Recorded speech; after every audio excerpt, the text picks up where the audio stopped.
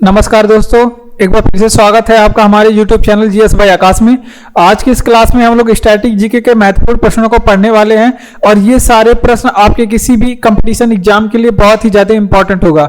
और इन प्रश्नों से भी संबंधित जितने भी इंपॉर्टेंट प्रश्न बनेंगे, जितने भी इंपॉर्टेंट पॉइंट बनेंगे जो आजकल एग्जामों में पूछे जा रहे हैं, जो आपके होने वाले एग्जामों के लिए इंपॉर्टेंट होगा, उन सभी पॉइंट को हम लोग पढ़ने वाले हैं। तो अगर आप लगातार क्लास में बने रहते हैं तो ये सभी प्रश्न आपको याद भी हो जाएंगे और ये सारे जो प्रश्न आप हम देख रहे हैं ये किसी ना किसी एग्जाम में पूछा गया है, ये किसी ना किसी एग्जाम में पूछा गया है। जो ज्यादा पूछे जाते हैं प्रश्न, वो जो ज्यादा रिपीट किए जाते हैं प्रश्न, वो हम लोग लेके आते हैं आपके लिए। ठीक, अगर आप लगातार क्लास में बने रहते हैं तो आपको ये सारे प्रश्न याद भी हो जाएंगे और आपको इस क्लास से जीएस के सभी सब्जेक्ट का रिवीजन हो जाएगा, क्योंकि इसमें जीएस के सारे सब्जेक्ट से प्रश्न लिए गए हैं। तो चलिए हम लोग क्लास अपना शुरू करते हैं। तो सबसे पहला प्रश्न देखिए, सबसे पहला प्रश्न तो ये तो हमारा जो है ये हमारा 19 नंबर का क्लास है। अगर आप इसको नहीं किए हैं तो चैनल पे अपलोड है, जीएस बाय आकाश सर्च करके आप लोग जा सकते हैं। 1 से 19 तक का जो वीडियो है, जो क्लास है, वो चैनल पे अपलोड है, आप लोग देख लीजिए। आज की क्लास में हम लोग 20 नंबर का क्लास करने वाले हैं। तो ये है हमारा 20 नंबर वाला पीपीटी, इसको ओपन करेंगे। तो आज की क्लास में ये हमारा 20 नंबर का क्लास है और इसमें हम लोग महत्वपूर्ण प्रश्नों को देखने वाले हैं। देखिए कह रहा है कि किस माध्यम में प्रकाश की चाल सर्वाधिक होती है। तो देखिए इंपॉर्टेंट प्रश्न है और साइंस से ये इंपॉर्टेंट प्रश्न है। अब यहाँ पे प्रकाश से संबंधित जो भी प्रश्न पूछे जाते हैं वो हम लोग देख लेते हैं। जैसे अगर आपसे पूछे कि किस माध्यम में प्रकाश की चाल सर्वाधिक होती है, तो आप सभी लोग जानते हैं कि निर्वात में प्रकाश की चाल सर्वाधिक होती है, निर्वात में। और निर्वात में प्रकाश की चाल होती कितनी है? 3 × 10⁸ मीटर प्रति सेकंड होती है। कितनी? 3 × 10⁸ मीटर प्रति सेकंड होती है। अगर आपसे पूछे कि प्रकाश की चाल न्यूनतम कब होती है, किस माध्यम में प्रकाश की चाल न्यूनतम होती है, तो आप सभी लोग जानते हैं कि न्यूनतम प्रकाश की चाल ठोस में होती है। किस में होती है? ठोस माध्यम में प्रकाश की चाल न्यूनतम होती है। ये दोनों बातें आप लोग ध्यान रखेंगे। अब यहीं पे आप लोग ध्यान रखेंगे, अगर आपसे पूछे कि प्रकाश का चाल किसने सर्वप्रथम मापा था, तो ये भी आप लोग ध्यान रखेंगे। प्रकाश की चाल की बात करें, यहां पे ये कॉमन लेंगे, प्रकाश की चाल। तो अगर आपसे पूछे कि प्रकाश की चाल सर्वप्रथम किसने मापा था, तो ये भी एग्जाम में पूछा गया प्रश्न है कि सर्वप्रथम प्रकाश की चाल में आखिर किसने मापा था। तो रोमर ने सबसे पहले प्रकाश की चाल को मापा था। किसने? रोमर ने प्रकाश की चाल सबसे पहले मापा था। अगर आपसे पूछे कि प्रकाश चाल की गति कितनी होती है, 3 × 10⁸ मीटर प्रति सेकंड। लेकिन अगर आपसे पूछे कि प्रकाश की चाल की तरंग दैर्घ्य कितनी होती है, प्रकाश की तरंग दैर्घ्य कितनी होती है, तो ये आप लोग बताएंगे 3900 एंगस्ट्रॉम से लेकर के, इसको एंगस्ट्रॉम से मापते हैं। 3900 एंगस्ट्रॉम से लेकर के 7800 एंगस्ट्रॉम के बीच में होती है प्रकाश की चाल। ठीक, तो ये सारी तरंग दैर्घ्य, ये एक बात आप लोग ध्यान रखेंगे। और एक इंपॉर्टेंट पॉइंट ये पूछा जाता है कि प्रकाश के छोटे छोटे जो कण होते हैं उसको क्या बोला जाता है। तो ये आप लोग ध्यान रखेंगे कि प्रकाश के जो छोटे छोटे कण होते हैं उन्हें फोटॉन बोलते हैं। प्रकाश के जो छोटे छोटे कण को क्या बोलते हैं? प्रकाश के छोटे छोटे कण को क्या बोलते हैं? फोटॉन बोलते हैं। तो ये सारी बातें आप लोग ध्यान रखेंगे। प्रकाश के छोटे छोटे कण को क्या बोला जाता है? फोटॉन। तो ये सभी प्रश्न जो अब तक हमने जितना प्रश्न बताया, ये किसी ना किसी एग्जाम में पूछे गए हैं और ये साइंस से संबंधित प्रश्न था। किस माध्यम में प्रकाश की चाल सर्वाधिक होती है? तो सबसे अधिक प्रकाश की चाल जो है निर्वात में होती है। अब कितना होती है निर्वात में प्रकाश की चाल? 3 × 10⁸ मीटर प्रति सेकंड होती है। अब बात कर लेते हैं प्रकाश की चाल न्यूनतम किस माध्यम में होती है। तो प्रकाश की चाल न्यूनतम ठोसों में होती है। अगर आपसे पूछे प्रकाश की चाल को सर्वप्रथम किसने मापा था, तो रोमर ने मापा था सबसे पहले प्रकाश की चाल को। प्रकाश की चाल की तरंग दैर्घ्य कितनी होती है? 3900 एंगस्ट्रॉम से 7800 एंगस्ट्रॉम के बीच में प्रकाश की चाल की तरंग दैर्घ्य होती है। अब बात करते हैं प्रकाश के छोटे छोटे टुकड़ों को क्या बोला जाता है। तो प्रकाश के छोटे छोटे टुकड़ों को, कण को फोटॉन बोला जाता है। प्रकाश के छोटे छोटे कण को फोटॉन बोला जाता है। किस रंग के प्रकाश का प्रकीर्णन सर्वाधिक होता है? तो प्रकीर्णन की बात करें, प्रकीर्णन मतलब बिखराव, तो सबसे ज्यादा बिखराव किस रंग का होता है? तो आप सभी लोग बचपन से पढ़े हैं, बैगनी रंग का बिखराव जो है सबसे कम होता है। अगर आपसे पूछे कि प्रकीर्णन सर्वाधिक किस रंग का होता है, तो बैगनी रंग का प्रकीर्णन सबसे ज्यादा होता है। यानी कि वायुमंडल में जाकर क्षतिपूर्ण कौन सी प्रकाश की किरण सबसे ज्यादा होती है? तो बैगनी रंग की प्रकाश की किरण सबसे ज्यादा होती है। अगर आपसे पूछे कि प्रकीर्णन सबसे कम किस रंग का होता है, तो ये आप लोग ध्यान रखेंगे लाल रंग का। इसीलिए सिग्नल वगैरह किस रंग के बनाए जाते हैं? लाल रंग के बनाए जाते हैं। अब प्रकीर्णन के बारे में देख लेते हैं। उसके अलावा अगर आपसे पूछे कि तरंग दैर्घ्य सबसे सर्वाधिक तरंग दैर्घ्य किस प्रकाश के किस रंग के प्रकाश की होती है? तरंगदैर्ध्य सर्वाधिक किस रंग के प्रकाश की होती है? तो सर्वाधिक तरंगदैर्ध्य की बात करें तो लाल रंग की होती है। किस रंग की? लाल रंग की। अगर आपसे पूछे कि सबसे कम तरंगदैर्ध्य किस रंग की होती है, तो ये आप लोग ध्यान रखेंगे बैगनी। वहीं अगर आवृत्ति की बात करें कि किस रंग की आवृत्ति सबसे अधिक होती है, अगर आवृत्ति की बात करें, आवृत्ति सर्वाधिक किस रंग की होती है, तो भी आप लोग बताएंगे कि सर्वाधिक आवृत्ति जो है वो लाल रंग की होती है। किस रंग की? लाल रंग के प्रकाश की होती है। और सबसे कम आवृत्ति किस रंग के प्रकाश की होती है? तो बैगनी रंग आप लोग बताएंगे। किस रंग की? बैगनी रंग की प्रकाश की जो तरंग आवृत्ति है वो सबसे कम होती है। तो इतनी बातें आप लोग ध्यान रखेंगे, बैगनी रंग की प्रकाश की तरंगदैर्ध्य सबसे कम होती है और आवृत्ति भी सबसे कम होती है। चलिए इसका रिवीजन करते हैं। देखिए, अगर आपसे पूछे कि किस रंग में प्रकाश का प्रकीर्णन सर्वाधिक होता है, तो किस रंग के प्रकाश का प्रकीर्णन? तो बैगनी रंग का जो होता है वो बैगनी रंग का जो प्रकाश होता है उसका प्रकीर्णन जो है सर्वाधिक होता है। अब जबकि सबसे कम प्रकीर्णन यानी कि सबसे कम बिखराव किस रंग के प्रकाश का होता है? तो लाल रंग के प्रकाश का सबसे कम बिखराव होता है। अगर आपसे पूछे कि सर्वाधिक तरंगदैर्ध्य किस रंग का होता है, तो लाल रंग का। सबसे कम तरंगदैर्ध्य बैगनी रंग का होता है। और आवृत्ति वहीं देख लेते हैं कि सबसे अधिक किस रंग का होता है, तो आप लोग याद रखेंगे आवृत्ति सबसे ज्यादा लाल रंग का होता है और बैगनी रंग की आवृत्ति सबसे कम होती है। यानी कि लाल रंग की आवृत्ति और तरंगदैर्ध्य दोनों अधिक होती है और बैगनी रंग की आवृत्ति और तरंगदैर्ध्य दोनों ही कम होती है। और ये हमारा साइंस का प्रश्न इंपॉर्टेंट था।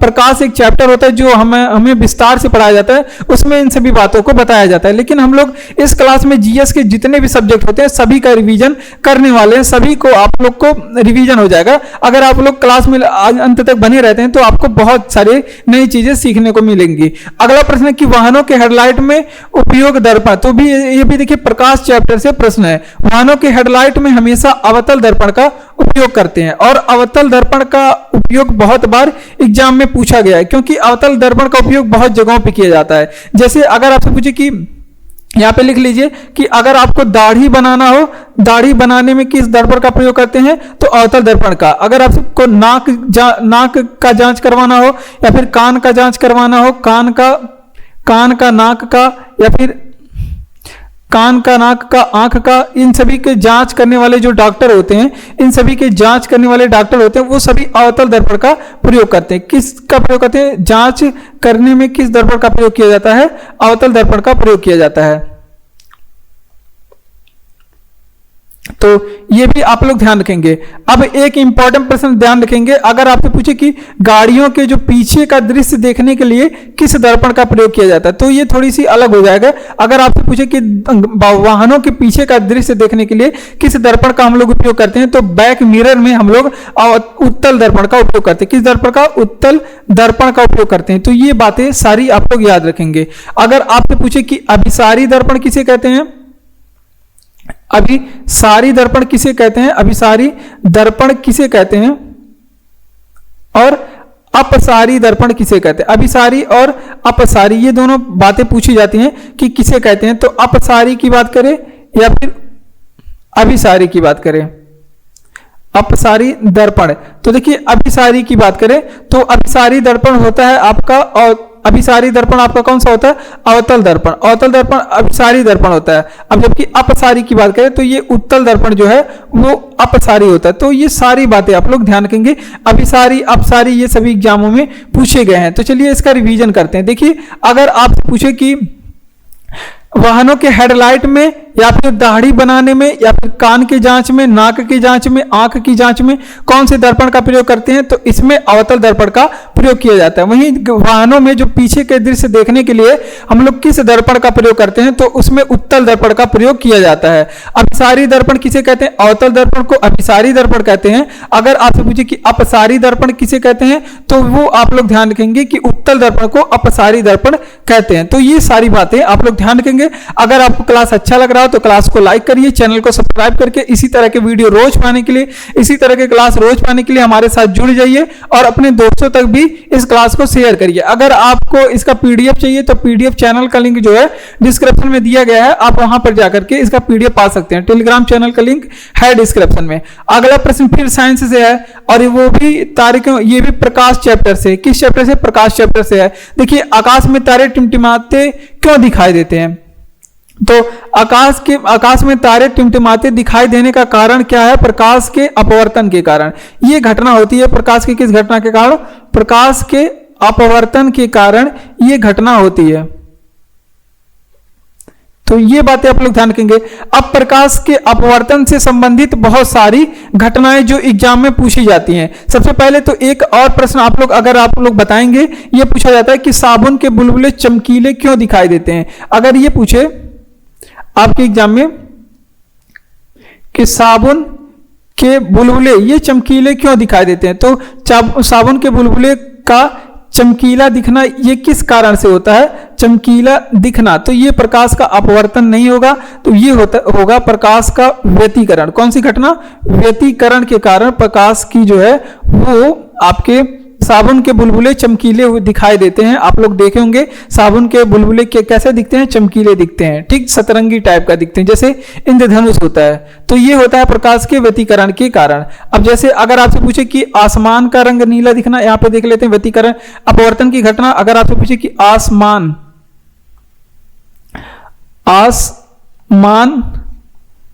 का रंग कैसा हो जाता है? नीला दिखना, ये किस घटना के कारण होता है? और अगर आपसे पूछे कि समुद्र का जल का नीला दिखना, ये भी नीला दिखते हैं। अगर आप आसमान से देखेंगे समुद्र को तो इसका जल भी नीला दिखाई देगा। तो ये दोनों घटना प्रकाश के अपवर्तन के कारण होती है। किस घटना के कारण? प्रकाश के अपवर्तन की घटना के कारण होती है। तो ये बातें आप लोग, अपवर्तन नहीं भाई, प्रकीर्णन है। ये दोनों घटना किस कारण होता है? ये दोनों घटना प्रकाश के प्रकीर्णन के कारण होता है।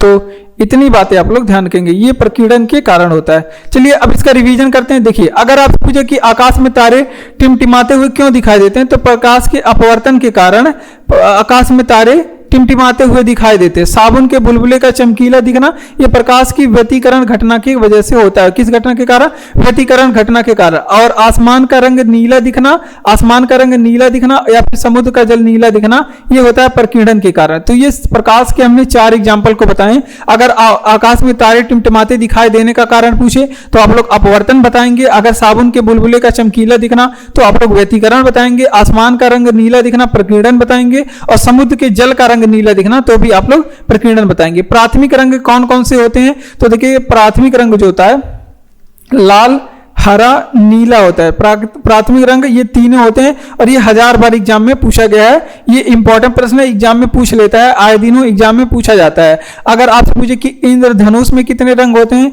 इंद्रधनुष में कितने रंग पाए जाते हैं, तो हमारे इंद्रधनुष में अगर आपसे पूछे कि रंग कितने होते हैं तो ये आप लोग बताएंगे कि 7 रंग होते हैं। ठीक, अगर आपसे पूछ ले कि वहीं पे कि सिंधु घाटी सभ्यता के लोग कौन से रंग का प्रयोग करते थे, सिंधु घाटी सभ्यता में लोग कौन सा रंग मतलब प्रयोग करते थे, तो सिंधु घाटी सभ्यता में लाल रंग का प्रयोग करते थे। तो सिंधु घाटी सभ्यता में कौन से रंग का प्रयोग किया जाता था, तो ये आप लोग ध्यान रखेंगे, सिंधु घाटी सभ्यता में लाल रंग का प्रयोग किया जाता था।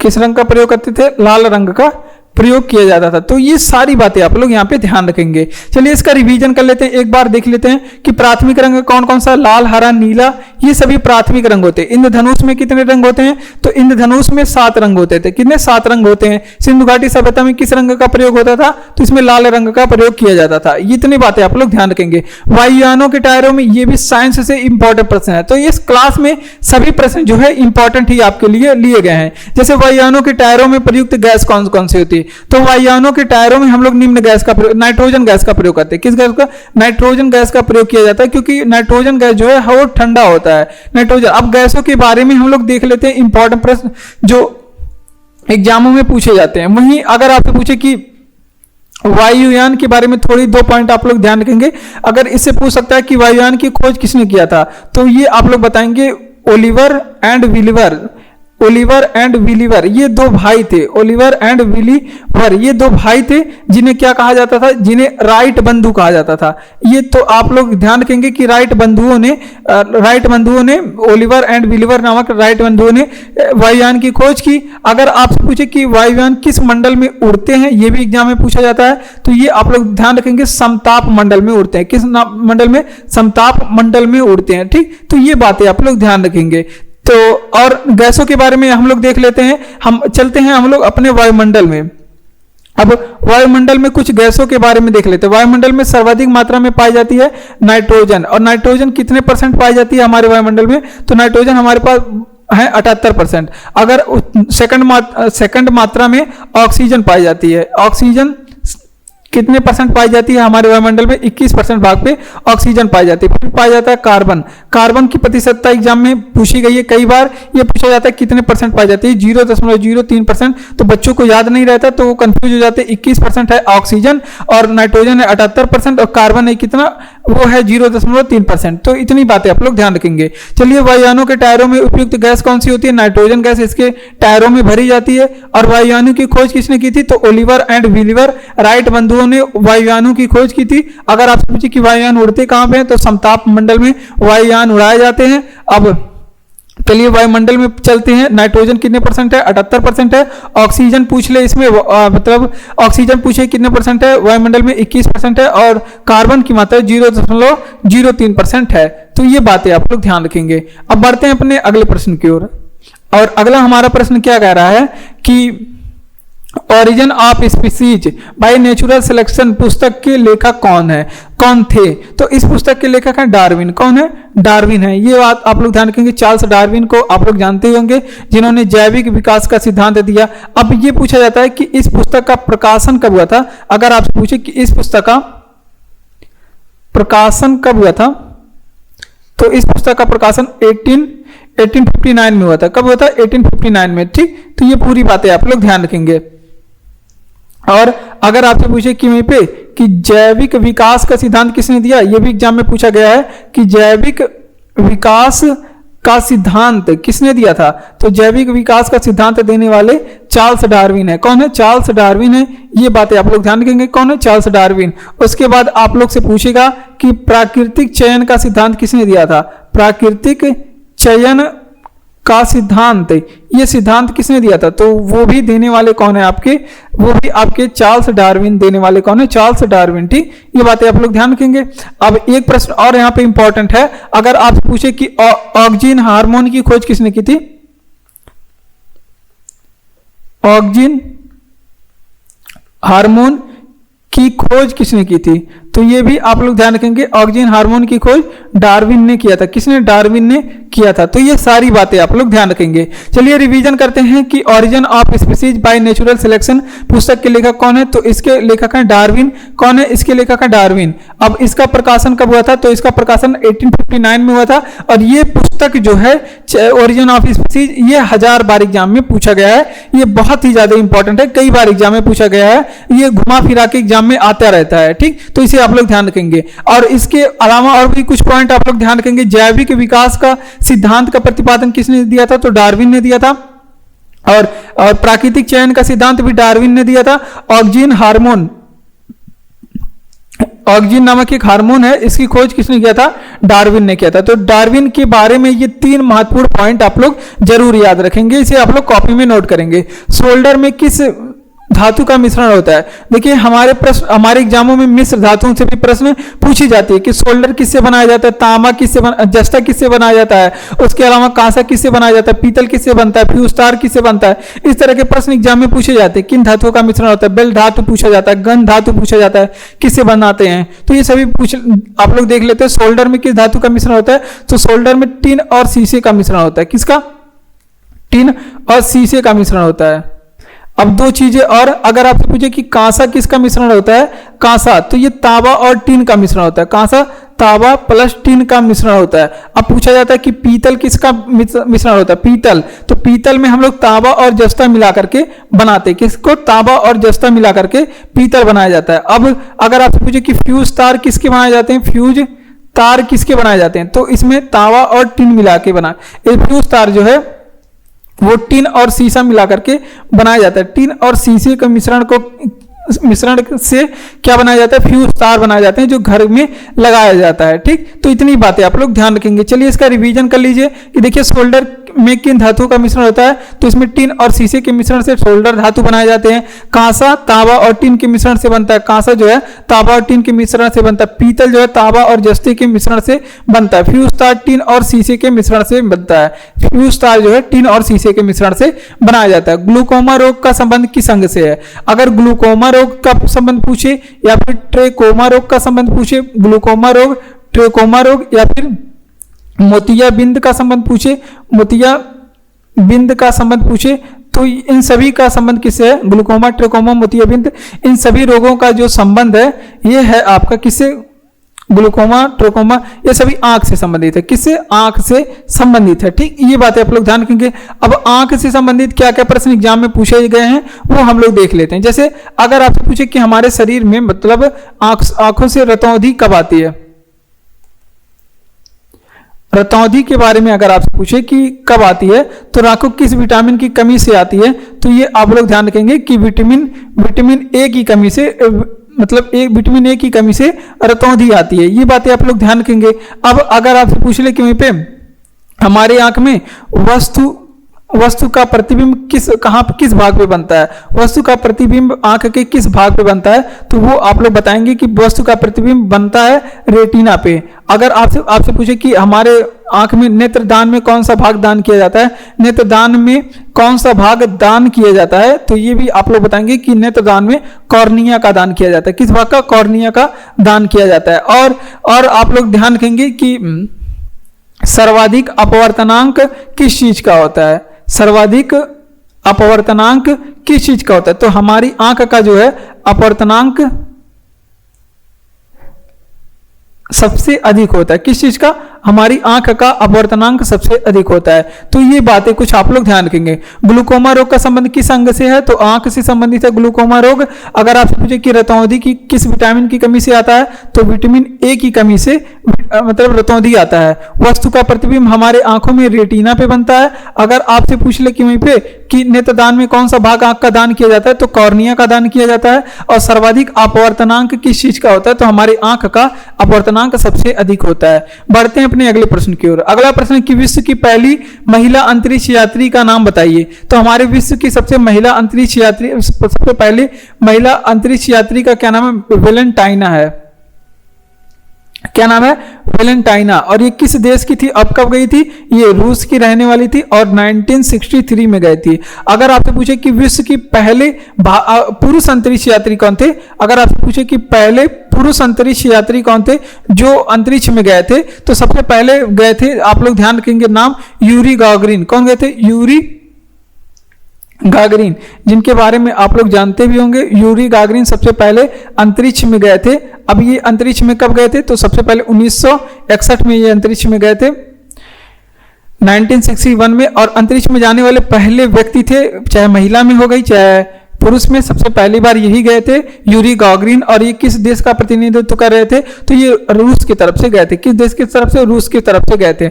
अगर आपसे पूछे कि अंतरिक्ष में जाने वाले पहले भारतीय अंतरिक्ष यात्री कौन थे, पहले भारतीय अंतरिक्ष यात्री कौन थे, तो वो भी आप लोग ध्यान रखेंगे। पहले भारतीय अंतरिक्ष यात्री थे कौन?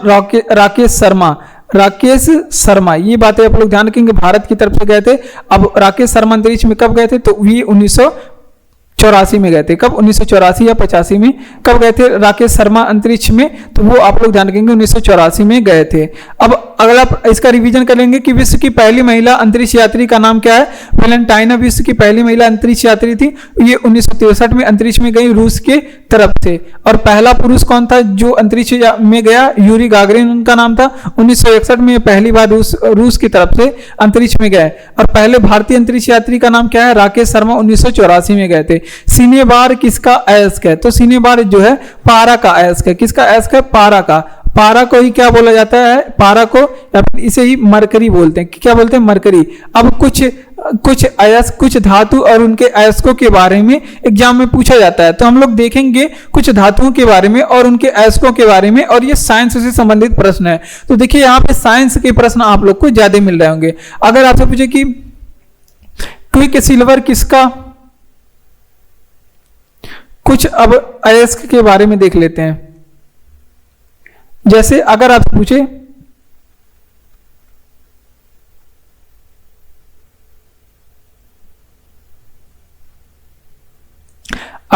कि मिनी माता रोग किसकी कमी से होता है,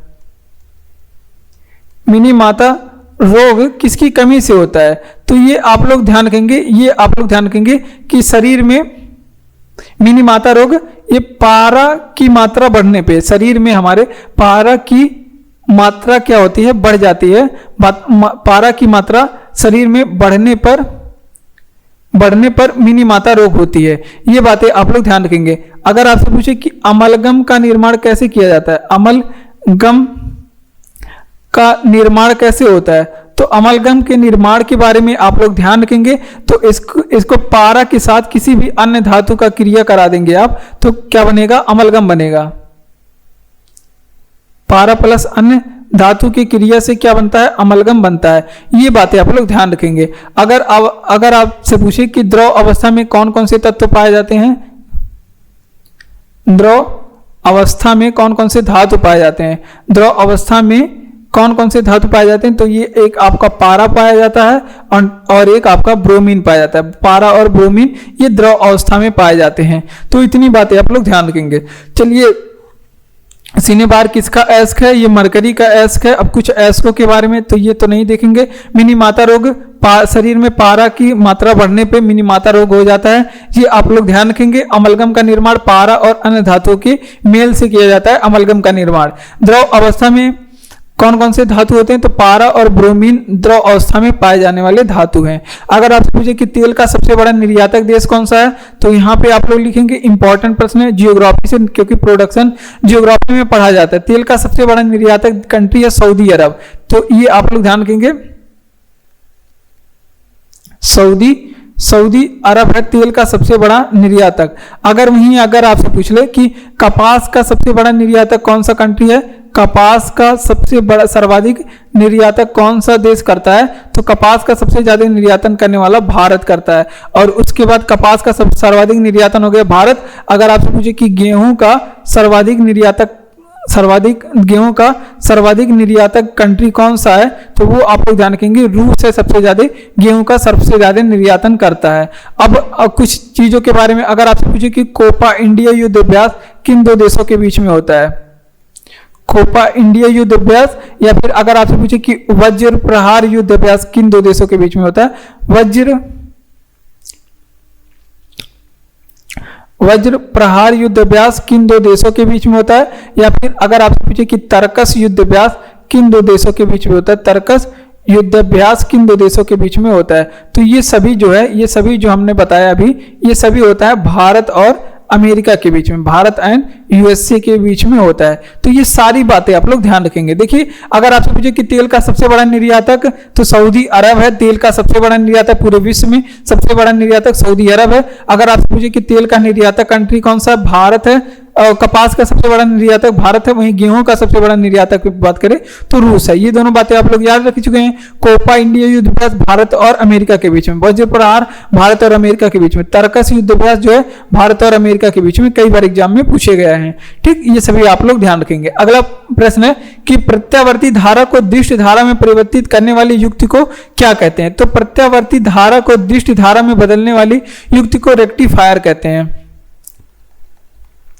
क्या कहते हैं, रेक्टिफायर कहते हैं। ठीक, ये बातें आप लोग ध्यान रखेंगे।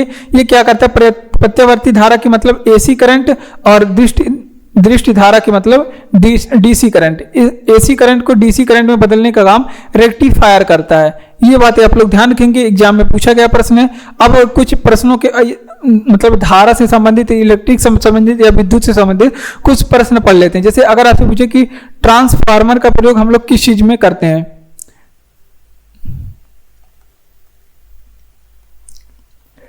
ट्रांसफार्मर के बारे में बताइए। तो ट्रांसफार्मर के बारे में हमने कई बार आप लोग को बताया कि ट्रांसफार्मर दो प्रकार का होता है, एक ऊंचाई ट्रांसफार्मर, एक ऊंचाई ट्रांसफार्मर होता है और एक अपचाई ट्रांसफार्मर होता है। ऊंचाई ट्रांसफार्मर क्या करता है, जो निम्न वोल्टेज को उच्च वोल्टेज में कन्वर्ट करता है, उसको ऊंचाई ट्रांसफार्मर कहते हैं। और क्या बोलते हैं, अपचाई ट्रांसफार्मर किसे बोलते हैं, जो उच्च वोल्टेज को निम्न वोल्टेज में कन्वर्ट करता है, उससे अपचाई ट्रांसफार्मर बोलते हैं। और बात कर लेते हैं, ट्रांसफार्मर हमेशा एसी परिपथ में प्रयोग किए जाते हैं। तो ट्रांसफार्मर का काम बेसिकली क्या है, तो ये वोल्टेज को, ये क्या कर लेता है, वोल्टेज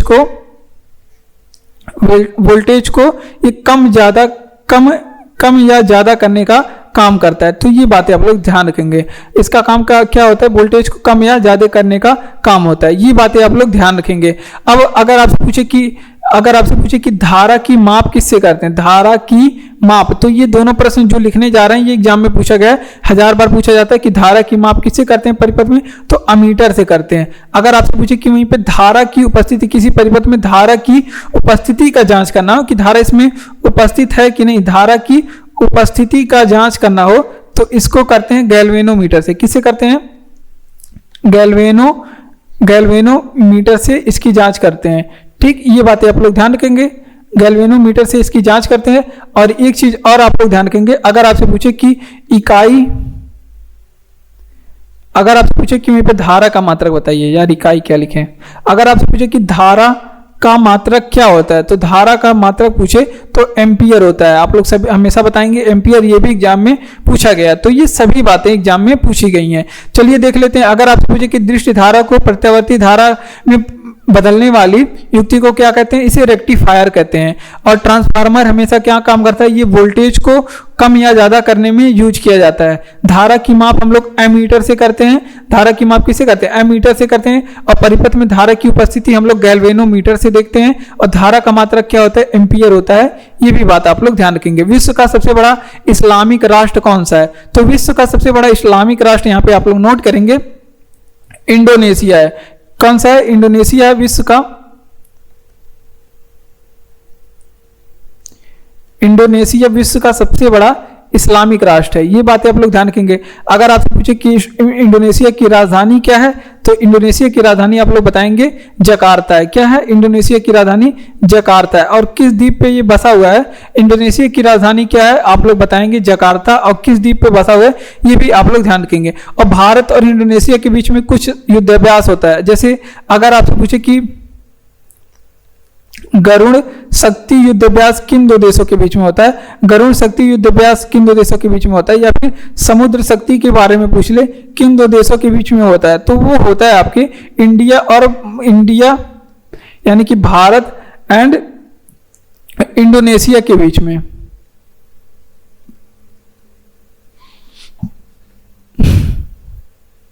भारत और इंडोनेशिया के बीच में, ये आप लोग ध्यान रखेंगे। अब कुछ ज्वालामुखी इंडोनेशिया में पाई जाती हैं, जो कि पूछा जाता है कि फला ज्वालामुखी किस जगह पे पाई जाती है। ये बहुत ज्यादा इंडोनेशिया में बहुत ज्वालामुखी हैं, और इस वजह से यहाँ पे ज्वालामुखी से प्रश्न पूछे जाते हैं कि ये किस जगह पे ज्वालामुखी पाई जाती है। तो ये आप लोग ध्यान रखिए। अगर आपसे पूछे कि क्राकातोवा ज्वालामुखी कहाँ पे पाई जाती है, या फिर सिनाबुंग ज्वालामुखी कहाँ पे पाई जाती है, सिनाबुंग ज्वालामुखी कहाँ पे पाई जाती है, या फिर अगर आपसे पूछे कि सिनाबुंग माउंट मेरापी नामक ज्वालामुखी कहाँ पे पाई जाती है, तो ये सभी ज्वालामुखी जो है वो अगर आपसे पूछे कहाँ पे पाई जाती है तो वो इंडोनेशिया में पाई जाती है। चलिए रिवीजन करते हैं कि विश्व का सबसे बड़ा इस्लामिक राष्ट्र कौन सा है, इंडोनेशिया विश्व का सबसे बड़ा इस्लामिक राष्ट्र है। गरुड़ शक्ति युद्धाभ्यास, समुद्र शक्ति युद्धाभ्यास कहाँ किसके बीच में होता है, ये भारत और इंडोनेशिया के बीच में होता है। और इंडोनेशिया की राजधानी क्या है, जकार्ता है। और ज्वालामुखी यहाँ पे कौन कौन सी, क्राकातोवा ज्वालामुखी, सिनाबुंग ज्वालामुखी इंडोनेशिया में है, माउंट मेरापी ज्वालामुखी, ये सभी ज्वालामुखी कहाँ के हैं, इंडोनेशिया की हैं। अगर आपसे पूछे कि स्टेनलेस स्टील में प्रयुक्त धातु कौन सा होता है, तो स्टेनलेस स्टील में एक तो आयरन का प्रयोग करते हैं और एक आपका क्रोमियम का प्रयोग करते हैं। क्रोमियम के साथ में स्टेनलेस स्टील में क्रोमियम और आयरन का प्रयोग करते हैं। ठीक, ये बातें आप लोग ध्यान रखेंगे। चलिए अब और कुछ बातें देख लेते हैं। तो हमने बताया कि आप लोग बताएंगे, अब आप लोग की बारी। कांसा किससे बनता है और पीतल किससे बनता है, किन धातु, ये बहुत बार एग्जाम में रिपीट करके के पूछे जाते हैं। तो आप लोग जरूर इसे आप लोग याद रखेंगे, किसी भी परीक्षा की तैयारी कर रहे हैं तो ये आप लोग को याद रखना है। और फ्यूज तार बता दीजिए, फ्यूज तार ये सभी किन धातुओं को मिश्रण से बनता है। देखिए कांसा की बात करें तो ये तांबा और टिन मिलाकर के बनाया जाता है। क्या बनाया जाता है, तांबा और टिन को मिलाकर के बनाया जाता है। पीतल की बात करें, इसमें तांबा और जस्ते को मिलाया जाता है। और बात कर लेते हैं अगर फ्यूज तार को, तो इसमें क्या क्या चीजें मिलाया जाता है, इसमें टिन और सीसा को मिलाकर के बनाया, टिन और सीसा को मिलाकर के बनाया जाता है। तो ये सारी बातें आप लोग ध्यान रखेंगे। इसका रिवीजन कर लेते हैं। स्टेनलेस स्टील में किन किन धातुओं का मिश्रण होता है, तो क्रोमियम और आयरन को मिलाकर के स्टेनलेस स्टील बनाया जाता है। कांसा की बात करें, तांबा और टिन मिलाकर के, पीतल तांबा और जस्ते को मिलाकर के, फ्यूज तार तांबा और टिन मिलाकर के बनाया जाता है। ठीक, अगर आपसे पूछ ले कि वहीं पे, हाँ अब बढ़ते हैं अपने अगले प्रश्न की ओर। अगर अगला प्रश्न है हमारा, अगर आपको क्लास अच्छा लग रहा हो तो चैनल को सब्सक्राइब करिए, वीडियो को लाइक करिए, शेयर करिए अपने दोस्तों में, और कमेंट बॉक्स में कमेंट करके बताइए क्लास आपको कैसा लग रहा है। पीडीएफ आपको टेलीग्राम चैनल पे मिलेगा, टेलीग्राम चैनल का लिंक डिस्क्रिप्शन में दिया गया है। ठीक, और बढ़ते हैं हम लोग अपने अगले प्रश्न पे। अब बढ़ते हैं हम लोग अपने अगले प्रश्न की ओर। अगला प्रश्न है कि कौन सी नोबल गैस वातावरण में पाई जाती है। तो वातावरण में कुल 6 नोबल गैस पाई जाती हैं। नोबल गैस को और किस नाम से जानते हैं, तो ये आप लोग ध्यान रखेंगे, इसे शाही गैस भी बोलते हैं। नोबल गैस को क्या नाम जानते हैं, किस नाम से जानते हैं, तो इसे शाही गैस भी बोलते हैं, इसे अक्रिय गैस भी बोलते हैं। अक्रिय गैस अब तो आप लोग समझ ही गए होंगे। अक्रिय गैस, इसे निष्क्रिय गैस भी बोलते हैं। अक्रिय का मतलब निष्क्रिय गैस भी बोलते हैं। तो ये बातें आप लोग ध्यान रखेंगे, ये सारे इसके नोबल गैस के नाम है। नोबल गैस, शाही गैस, अक्रिय गैस, निष्क्रिय गैस, कुछ भी करके पूछे तो वो 6 होते हैं। कौन कौन से पाए जाते हैं वायुमंडल में, आइए देख लेते हैं। तो ये होते हैं हमारे अक्रिय गैस कौन कौन से, जैसे हीलियम हो गया, हीलियम 6 अक्रिय गैस होते हैं। Helium, neon, argon, xenon,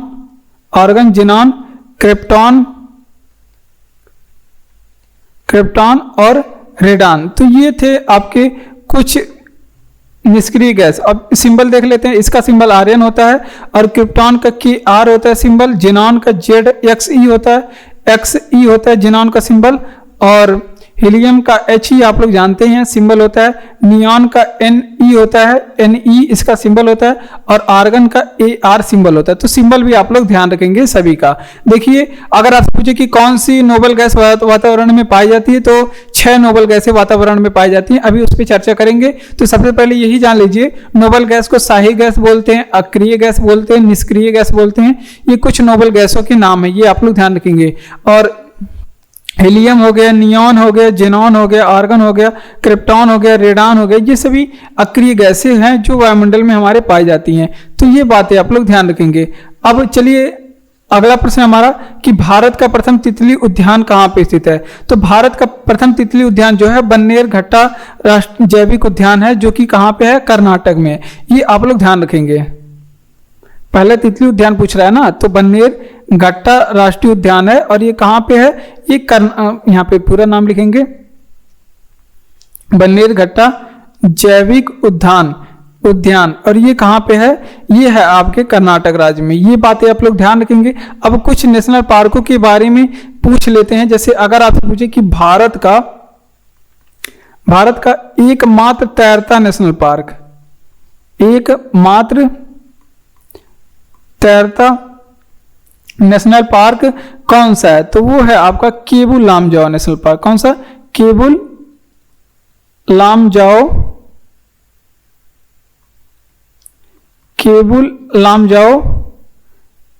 national park, और ये कहाँ पे है, ये मणिपुर में। इसकी विशेषता क्या है कि ये लोकटक झील में स्थित है। ये आप लोग ध्यान रखेंगे, किस झील में स्थित है, तो भी आप लोग ध्यान रखेंगे ये लोकटक झील में स्थित है और ये तैरता हुआ नेशनल पार्क है कि ये तैरता है, इसकी विशेषता ये है। तो भारत का एकमात्र तैरता नेशनल पार्क अगर आपसे पूछे तो भी आप लोग बताएंगे केबुल लामजाओ नेशनल पार्क लोकटक झील मणिपुर में स्थित है। और अगर आपसे पूछे कि भीतरकनिका, ये बहुत ही ज्यादा इंपॉर्टेंट है, भीतरकनिका नेशनल पार्क, ये कई बार एग्जाम में पूछा गया है। तो भीतरकनिका नेशनल पार्क अगर आपसे पूछे तो वो उड़ीसा में, कहाँ पे, उड़ीसा में है भीतरकनिका नेशनल पार्क। अगर आपसे पूछे कि वहीं पे बेतला नेशनल पार्क बताइए कहाँ पे है, तो बेतला नेशनल पार्क आप लोग बता दीजिएगा कि झारखंड राज्य में है। तो ये कुछ नेशनल पार्क थे जो बहुत ही ज्यादा इंपॉर्टेंट थे, बहुत ज्यादा छुपे हुए थे, उनको हम लोग पढ़े। तो ये आपके लिए इंपॉर्टेंट प्रश्न है, स्टैटिक से इंपॉर्टेंट प्रश्न हो सकता है कि भारत का प्रथम तितली उद्यान कौन सा है, बन्नेरघट्टा जैविक उद्यान कहाँ पे पाया जाता है, कर्नाटक में। भारत का एकमात्र तैरता हुआ नेशनल पार्क कौन सा है, केबुल लामजाओ नेशनल पार्क। लोकटक झील कहाँ पे स्थित है, मणिपुर में। केबुल लामजाओ नेशनल पार्क मणिपुर में लोकटक झील पे स्थित है। ठीक, अगर आप पूछे कि भीतरकनिका नेशनल पार्क कहाँ पे है, तो वो उड़ीसा राज्य में स्थित है। और बेतला जैविक उद्यान कहाँ पे है, तो बेतला जैविक उद्यान झारखंड में स्थित है।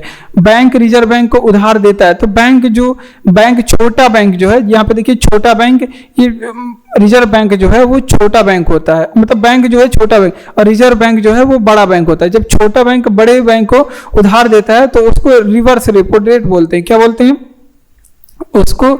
रिवर्स रेपो रेट बोलते हैं। ठीक, ये बातें आप लोग ध्यान रखेंगे। अब जब अगर आपसे पूछे कि रिजर्व बैंक बड़े बैंक को जिस दर से उधार देता है उसे क्या बोलते हैं? Reserve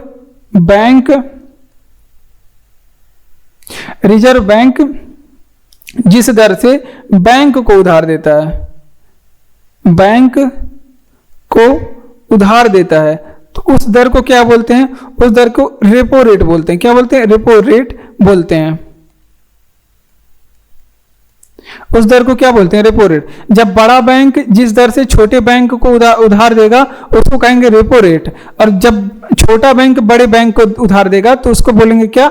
repo rate. ठीक, तो ये बातें आप लोग ध्यान रखेंगे। बड़ा बैंक आप लोग जानते हैं भारत का केंद्रीय बैंक कौन सा है? रिजर्व बैंक ऑफ इंडिया है। ये बातें आप लोग ध्यान रखेंगे।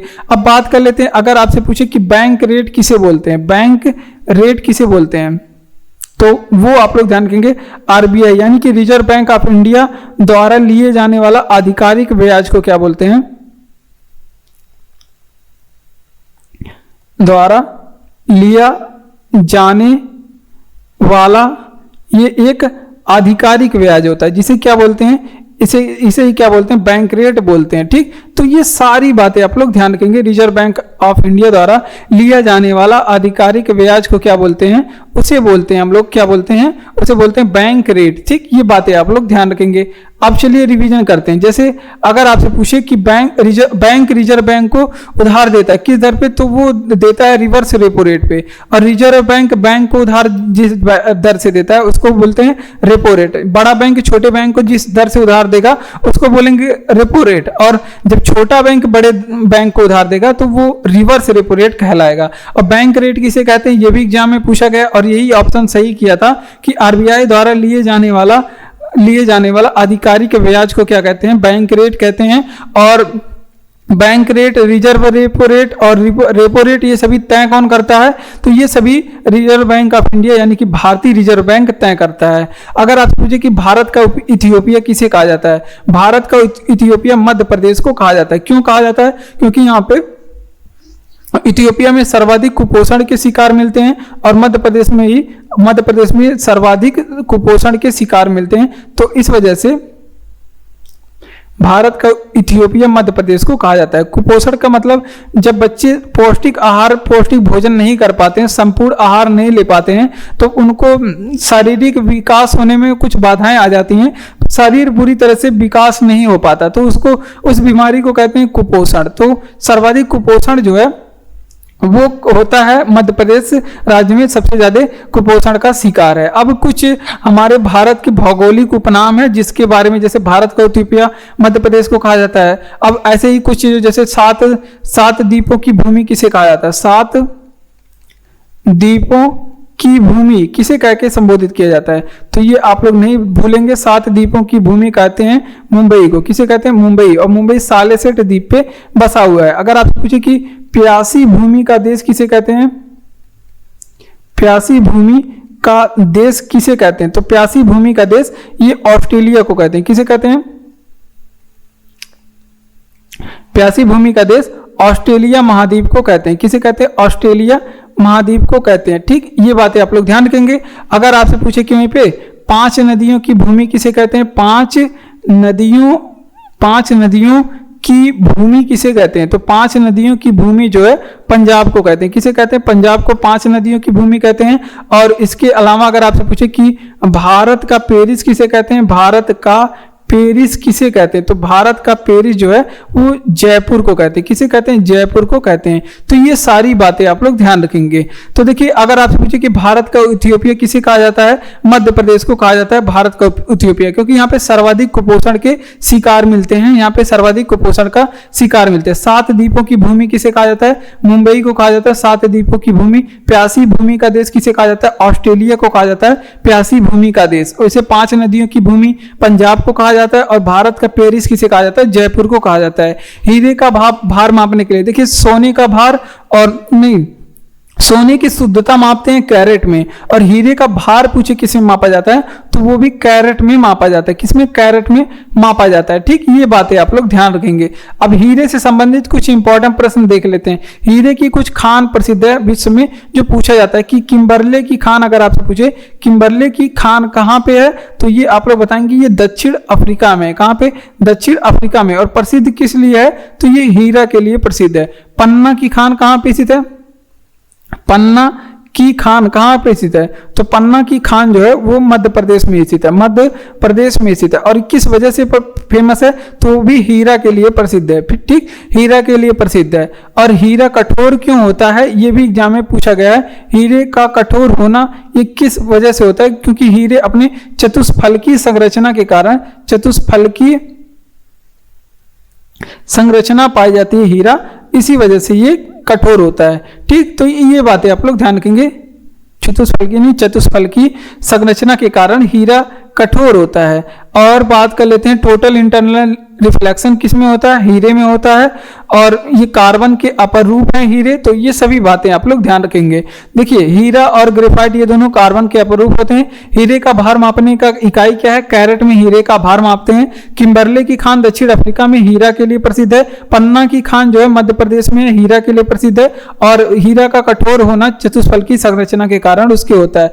भारत का सबसे छोटा संघराज्य कौन सा है? तो भारत का जो सबसे छोटा संघराज्य है उसका नाम है लक्षद्वीप। लक्षद्वीप भारत का सबसे छोटा संघराज्य है। और लक्षद्वीप के बारे में क्या क्या चीजें देख लेते हैं। ये अरब सागर में स्थित है। अरब सागर में स्थित है। और ये एक प्रवाल द्वीप है। कैसा द्वीप है? प्रवाल द्वीप है। ठीक, ये बातें आप लोग ध्यान रखेंगे। कैसा द्वीप है? प्रवाल द्वीप है। प्रवाल एक जीव होते हैं और लक्षद्वीप आपका एक प्रवाल द्वीप है। और लक्षद्वीप के पास कोई अपना हेड मतलब हाई कोर्ट नहीं है। लक्षद्वीप का जो हाई कोर्ट है वो कौन देखता है? HC होता है, high HQ headquarter. High court कौन देखता है? वो केरल हाई कोर्ट में है। केरल का हाई कोर्ट जो है एर्नाकुलम में है, उसमें देखा जाता है लक्षद्वीप हाई कोर्ट का कार्यभार। तो वो भी एग्जाम में पूछा गया है। वो है केरल हाई कोर्ट के अधीन। जो लक्षद्वीप का जो हाई कोर्ट है केरल हाई कोर्ट के, यहाँ पे कोई हाई कोर्ट ही नहीं है लक्षद्वीप में, तो उसका कार्यभार कहाँ पे आके देखा जाता है? क्योंकि सबसे नजदीक में है केरल, केरल में आकर के इसका कार्यभार देखा जाता है। अब लक्षद्वीप के बारे में ये आप लोग ध्यान रखेंगे। ये लक्षद्वीप सर्वाधिक साक्षरता वाला यूनियन टेरिटरी है। सर्वाधिक साक्षरता वाला यूनियन टेरिटरी पूछे कौन सा है, तो वो आपका लक्षद्वीप है। अगर आपसे पूछे कि सर्वाधिक न्यूनतम जनसंख्या वाला यूनियन टेरिटरी कौन सा है,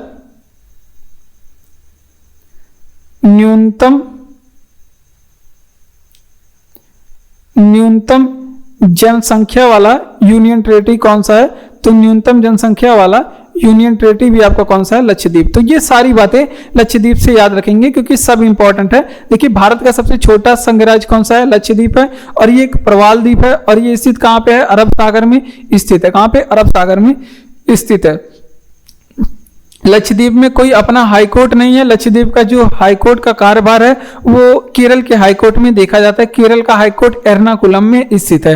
और सर्वाधिक साक्षरता वाले यूनियन टेरिटरी पूछे यानी कि संघराज्य तो भी लक्षद्वीप, और न्यूनतम साक्षरता वाला, न्यूनतम जनसंख्या वाला संघराज्य पूछे तो वो भी आपके यूनियन टेरिटरी पूछे तो भी आपके लक्षद्वीप। तो इतनी बातें आप लोग लक्षद्वीप से याद रखेंगे। अगला प्रश्न है कि उड़ीसा का प्राचीन नाम क्या है। तो उड़ीसा का प्राचीन नाम होता है कलिंग। ठीक, अब कुछ जगहों के प्राचीन नाम पूछे जाते हैं, जैसे पटना का अगर आप पूछ ले कि प्राचीन नाम, तो पटना का प्राचीन नाम, पहले पटना का नाम था पाटलिपुत्र। पाटलिपुत्र से हटा करके पटना किसने किया था, तो वो किया था शेरशाह सूरी ने। तो ये बातें आप लोग ध्यान रखेंगे। पाटलिपुत्र पटना का पुराना नाम है। वहीं अगर आपसे पूछे कि लखनऊ का पुराना नाम बताइए,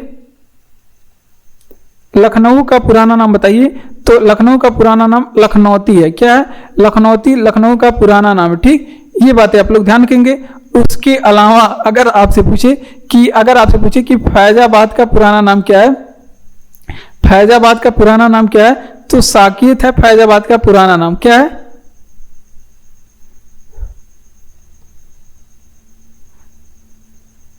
साकेत है फैजाबाद का पुराना नाम। दिल्ली का पुराना नाम पूछ ले, दिल्ली का पुराना नाम पूछ ले तो वो है इंद्रप्रस्थ। इंद्रप्रस्थ है दिल्ली का पुराना नाम। और अहमदाबाद का पुराना नाम पूछे, अहमदाबाद का पुराना नाम अगर आपसे पूछ ले तो वो है कर्णवती। कर्णवती अहमदाबाद का पुराना नाम। और रांची का पुराना नाम पूछे, जो कि झारखंड की राजधानी रांची है, इसका पुराना नाम पूछे तो किशुनपुर है, किशुनपुर। ठीक, तो इतनी बातें आप लोग यहाँ पे ध्यान रखेंगे।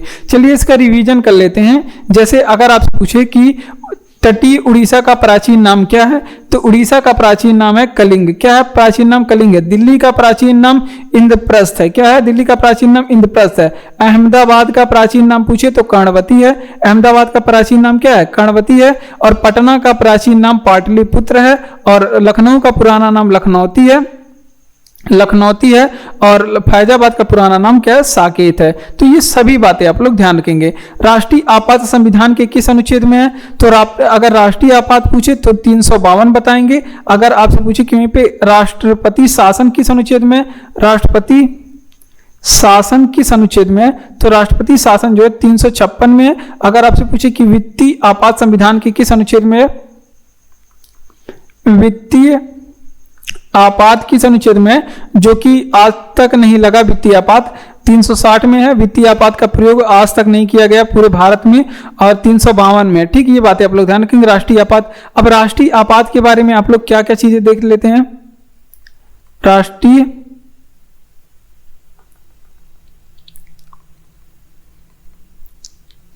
राष्ट्रीय आपात के बारे में कुछ चीजें देख लेते हैं। अगर आपसे पूछे कि राष्ट्रीय आपात की घोषणा कौन करता है, कि यहाँ पे राष्ट्रीय आपात लगवा दीजिए, तो वो घोषणा करता है राष्ट्रपति। कौन करता है, राष्ट्रपति करता है। ये बातें आप लोग ध्यान रखेंगे।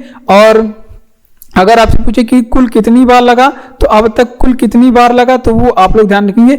अब तक कुल 3 बार राष्ट्रीय आपात लग चुका है भारत में। एक बार 62 में लगा था, 71 में लगा था, और एक बार 75 में लगा था। ठीक, 62, 71, 75 में लगा था। अगर आपसे पूछे कि राष्ट्रीय आपात भारत के संविधान में कहाँ लिया गया है, तो वो लिया गया है जर्मनी से। कहाँ से लिया गया, जर्मनी से लिया गया है। ठीक, ये बातें आप लोग ध्यान रखेंगे। अब अगर आपसे पूछे कि हाँ, तो इतनी बातें आप लोग यहाँ से ध्यान रखेंगे। देखिए कि राष्ट्रीय आपात संविधान के किस अनुच्छेद में है, तो अनुच्छेद नंबर 352 में है। राष्ट्रपति शासन अनुच्छेद 356 में है। वित्तीय आपात अनुच्छेद नंबर 360 में है। और राष्ट्रीय आपात की घोषणा कौन करता है, राष्ट्रपति करते हैं। कुल अब तक 3 बार राष्ट्रीय आपात लग चुका है, और लिया कहाँ से गया है, जर्मनी से लिया गया है। इतनी बातें आप लोग ध्यान रखेंगे। संसद में आर्थिक सर्वेक्षण कौन प्रस्तुत करता है, तो संसद में आर्थिक सर्वेक्षण, आर्थिक मतलब धन, धन से संबंधित बातें कौन प्रस्तुत करेगा, तो ये करेगा वित्त मंत्रालय। कौन करेगा, वित्त मंत्री करेगा। ठीक है, ये बातें आप लोग ध्यान रखेंगे। तो अब हम लोग कुछ वित्त किससे संबंधित प्रश्न देख लेते हैं। वित्त मंत्रालय के मंत्री पेश करेंगे। अगर आपसे पूछे कि भारत में सिक्के ढलाई करने का काम कौन करता है, ये आप लोग बताएंगे। भारत में सिक्के का ढलाई करने का काम कौन सी संस्था देखती है, ये आपका प्रश्न रहेगा, जो आप लोग कमेंट बॉक्स में हमें बताएंगे। ये बातें आप लोग कमेंट बॉक्स में बताएंगे। चलिए हम लोग अपने प्रश्न पे, अगले प्रश्न पे बढ़ते हैं। The God of small things उपन्यास किस देश से प्रेरित है? तो ये उपन्यास इंपॉर्टेंट है। ये किस देश से प्रेरित है? ये भारत से प्रेरित है। किस देश से? भारत से। ये बातें आप लोग ध्यान रखेंगे। अब हम लोग कुछ पुस्तक के बारे में देख लेते हैं। इसको बुकर पुरस्कार दिया गया था। इस पुस्तक को बुकर पुरस्कार से सम्मानित किया गया था। ये बात आप लोग ध्यान रखेंगे। इसे 1997 में बुकर पुरस्कार से सम्मानित किया गया। अगर आपसे पूछे कि द गाइड पुस्तक किसकी है, तो द गाइड नामक पुस्तक ये के.आर. नारायण की है। किसकी है? के.आर. नारायण की पुस्तक है द गाइड। ये बातें आप लोग ध्यान रखेंगे। अगर आपसे पूछे कि चित्रा नामक उपन्यास किसकी है, चित्रा नामक उपन्यास ये किसकी है, तो ये चित्रा नामक उपन्यास जो है ये रविंद्रनाथ टैगोर की। किसकी है? रविंद्रनाथ टैगोर। रविन्द्रनाथ टैगोर को आप लोग जानते ही होंगे, जिन्होंने हमारा राष्ट्रीय गान लिखा था। रविन्द्रनाथ टैगोर की पुस्तक है चित्रा नामक उपन्यास। किसकी है? रविन्द्रनाथ टैगोर की। गोदान उपन्यास है किसकी? तो ये भी एग्जाम में 1000 बार पूछा गया है। ये मुंशी प्रेमचंद की। किसकी है? मुंशी प्रेमचंद की गोदान नामक उपन्यास है। और इसके अलावा आप लोग याद रखेंगे एक और त्यागपत्र के बारे में अगर आपसे पूछे, ये भी एग्जाम में पूछा गया।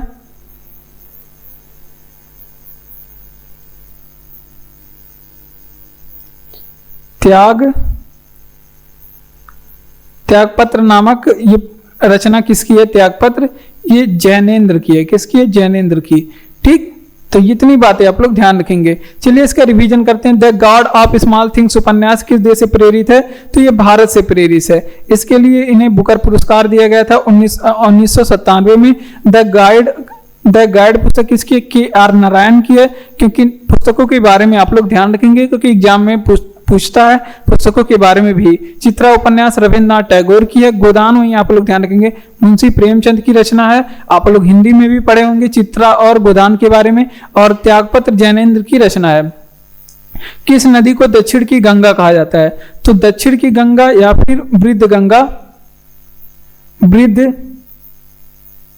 गंगा कह के पूछे तो दोनों किसको कहा जाता है? गोदावरी नदी को कहा जाता है। गोदावरी नदी को कहा जाता है। अगर आपसे पूछे कि वहीं पे दक्षिण की गंगा किस नदी को कहा जाता है, यहाँ पे दक्षिण गंगा कहा जाता है ना, तो आप लोग गोदावरी बताएंगे। अगर आपसे पूछ ले कि ऐसे दक्षिण की गंगा, बीच में की लगा दे तो दक्षिण की गंगा अगर आपसे पूछ ले तो आपको कहा जाता है, किसको कहा जाता है? कावेरी नदी को कहा जाता है। किस नदी को? कावेरी नदी को कहा जाता है। ये थोड़ा सा अंतर होता है इन प्रश्नों में, जिसे आप लोग को ध्यान रखना है। अब कुछ नदियों के बारे में हम लोग पढ़ेंगे। जैसे नदियों के कुछ उपनाम होते हैं, उसके बारे में पढ़ेंगे। जैसे अगर आपसे पूछे कि गुजरात की जीवन रेखा किस नदी को कहते हैं? गुजरात की जीवन रेखा किस नदी को कहते हैं? ये आपके कहते हैं किस नदी को? नर्मदा नदी को।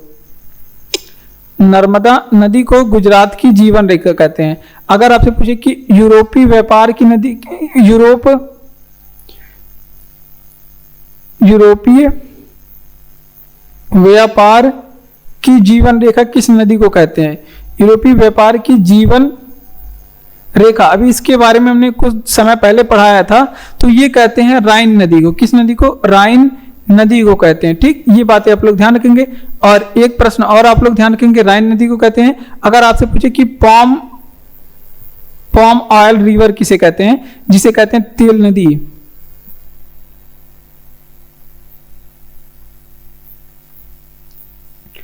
तेल नदी किसको कहते हैं? तो वो कहते हैं तेल नदी नाइजर नदी को। अफ्रीका महाद्वीप की नदी है नाइजर नदी। तो ये सारी बातें आप लोग नदियों से संबंधित याद रखेंगे। चलिए रिवीजन करते हैं। देखिए, किस नदी को दक्षिण गंगा कहा जाता है? जब दक्षिण गंगा या फिर वृद्ध गंगा कह के पूछे तो गोदावरी। अगर वहीं बीचों में की लगा दे दक्षिण की गंगा तो हो जाएगा कावेरी नदी। अगर गुजरात की जीवन रेखा कह के पूछे तो नर्मदा नदी आप लोग बताएंगे। अगर यूरोप व्यापार की जीवन रेखा राइन नदी, और तेल नदी किसे कहते हैं? नाइजर नदी को तेल नदी कहते हैं। कैलाश पर्वत को हिलाते हुए रावण का चित्रण, तो ये मिलता है आपके एलोरा गुफा में। किसमें मिलता है?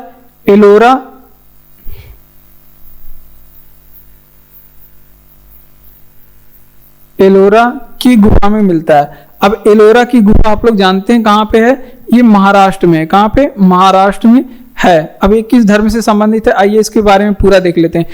कैलाश पर्वत को हिलाते हुए रावण की जो मूर्ति मिलती है, ये इसे कैलाश मंदिर कहते हैं। क्या कहते हैं? कैलाश मंदिर कहते हैं। ठीक, और ये गुफा नंबर, वहां पे एलोरा में गुफा है ढेर सारी, और एक गुफा नंबर किस में स्थित है, तो वो भी आप लोग ध्यान रखेंगे, गुफा नंबर 16 में स्थित है। गुफा नंबर 16 में स्थित है। तो ये बातें आप लोग ध्यान रखेंगे।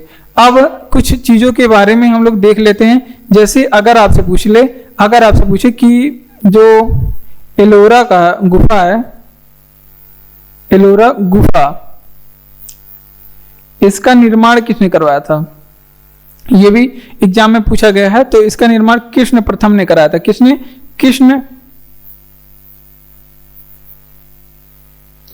कृष्ण प्रथम ने इसका निर्माण करवाया था, जो कि किस वंश के थे, जो कि राष्ट्रकूट वंश के थे। किस वंश के?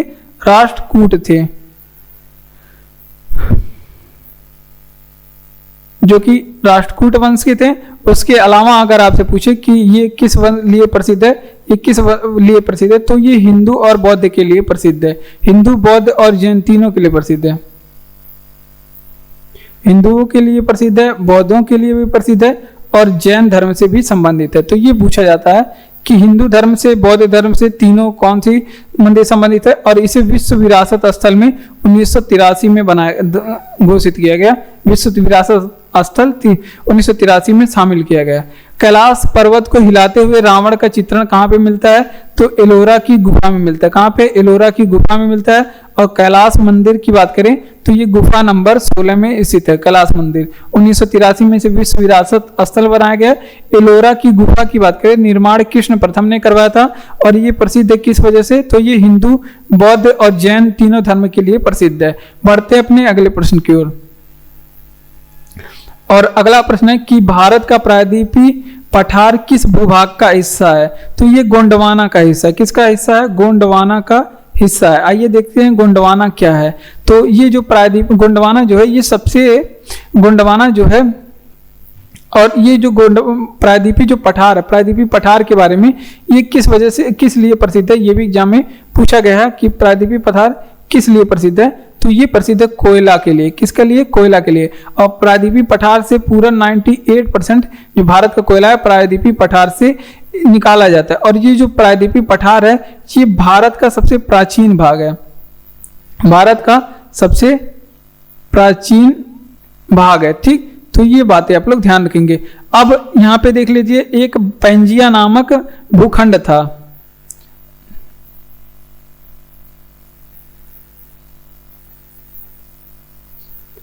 पैंजिया नामक भूखंड था, ये 3 भागों में टूटा, नहीं ये 2 भागों में टूटा। पैंजिया नामक भूखंड था, ये आगे चल करके 2 भागों में टूटा। और जो उत्तर की तरफ गया था उसको क्या बोलते हैं? उत्तर की तरफ जो भाग इसका टूट करके अलग हुआ उसको लारेशिया बोलते हैं। जब पृथ्वी निर्माण हो रही थी तो उसे लारेशिया बोलते हैं। और दक्षिण की तरफ जो गया, यहाँ पे नोट करेंगे, उसको गोंडवाना बोलते हैं। दक्षिण की तरफ के भाग को गोंडवाना बोलते हैं। और बीच में किस चीज का निर्माण हुआ बीच में, तो ये भी आप लोग ध्यान रखेंगे, बीच में तिथिज सागर का निर्माण हुआ। किस सागर का? तिथिज सागर का निर्माण हुआ। जहां पे आज हिमालय स्थित है वहां पहले तिथिज सागर हुआ करता था। तो ये बातें आप लोग ध्यान रखेंगे। देखिए, भारत का प्रायद्वीपीय पठार किस भूभाग का हिस्सा है, तो ये गोंडवाना का हिस्सा है। और जो प्रायद्वीपीय पठार है ये किस वजह से प्रसिद्ध है? कोयला के लिए प्रसिद्ध है। पूरे भारत का 98% कोयला यहीं से निकाला जाता है। भारत का जो प्राचीनतम भाग है वो आपका प्रायद्वीपीय भाग है, जो भारत का सबसे प्राचीनतम भाग है। अब पैंजिया नामक भूखंड के बारे में बात करें, ये टूटा 2 भागों में। जो उत्तर की तरफ भाग हुआ टूटा उसको लारेशिया कहते हैं, जो दक्षिण की तरफ टूट करके अलग हुआ उसे गोंडवाना कहते हैं। और बीच में तिथिज सागर का निर्माण हुआ।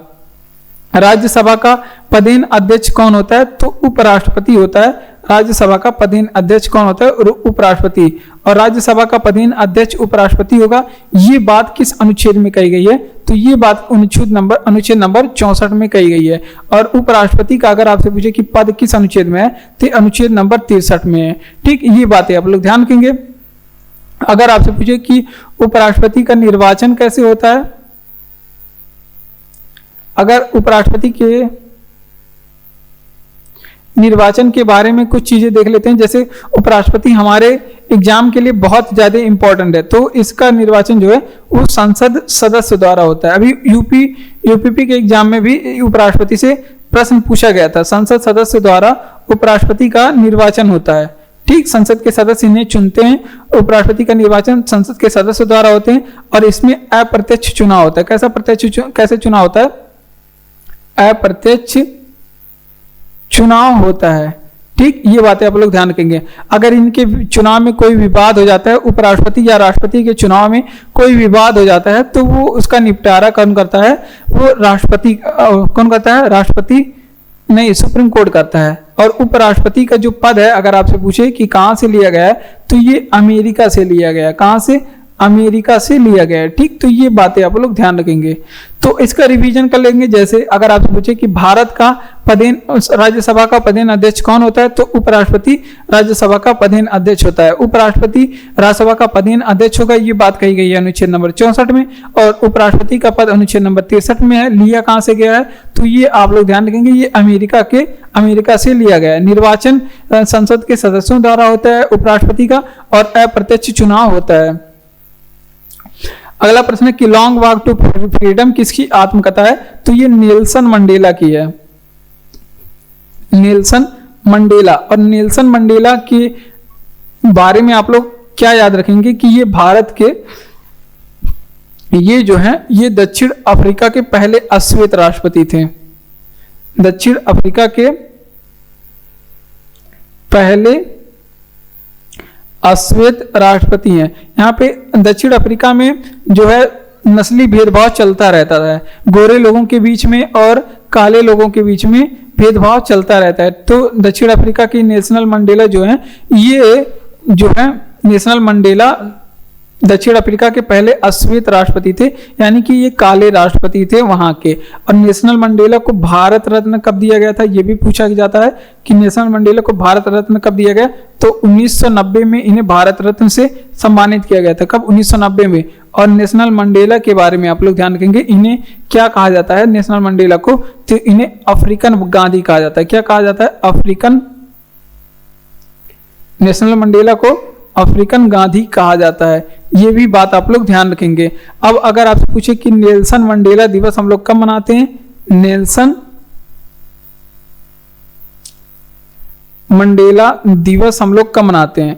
तो ये भी एग्जाम में पूछा गया है। तो 18 जुलाई के दिन नेल्सन मंडेला दिवस मनाया जाता है। चलिए इसका रिवीजन करते हैं। देखिए, अगर आपसे पूछे कि लॉन्ग वॉक टू फ्रीडम किसकी आत्मकथा है, तो ये नेल्सन मंडेला की है, लॉन्ग वॉक टू फ्रीडम।